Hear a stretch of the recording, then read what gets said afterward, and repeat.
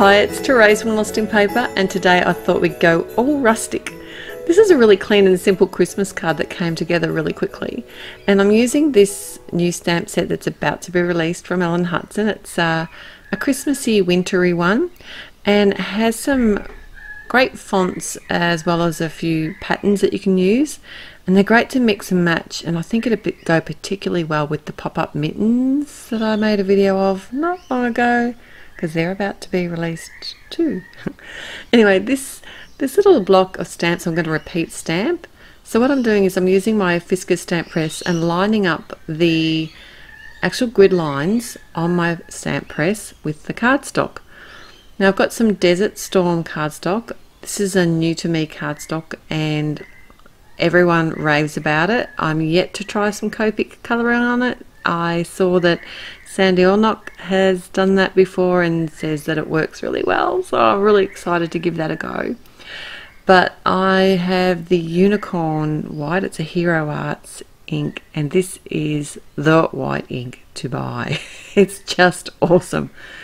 So each time I'm stamping out this block, I am just making sure that my stamp press is straight, and I can do that with these grid lines because I made sure when I put my stamp on initially that the actual square was straight.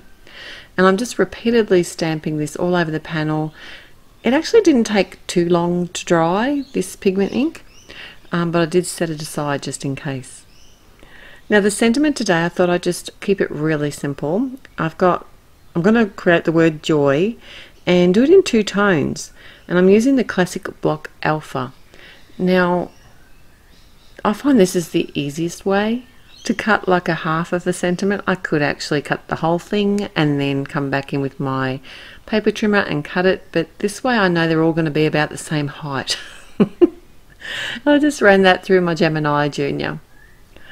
I've cut the same letters in some fun foam and also with some 80-pound white Nina cardstock, and I've also got into the pop-up Mittens set and cut out the largest snowflake. I really like this snowflake. It's a nice, simple, funky shape and suits this kind of design really well.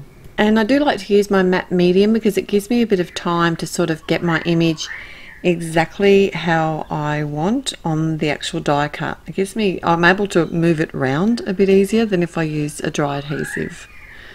Now you may have noticed before that my heart, sort of what I like to call my jumper pattern, I know it's little hearts, so it can be used as a heart background, but I thought it could also be used as a knitted pattern background.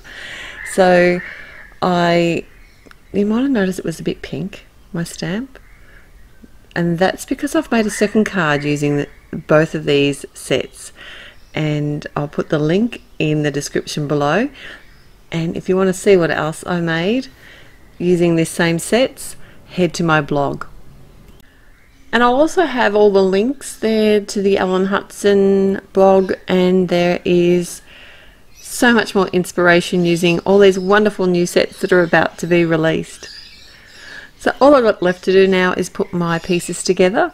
I did cut down this knitted panel that I created and popped it up with some fun foam on the front of my card. It's a top fold card, and then I just used the liquid glue to adhere my sentiment and also my snowflake. No, I didn't. I'm lying again. I actually wanted my snowflake to sit a bit higher, so I came in with some foam squares and just cut them up and added them to the back of the fun foam, and that just allowed my snowflake to pop up a little bit higher. And I did add a nice little twine bow.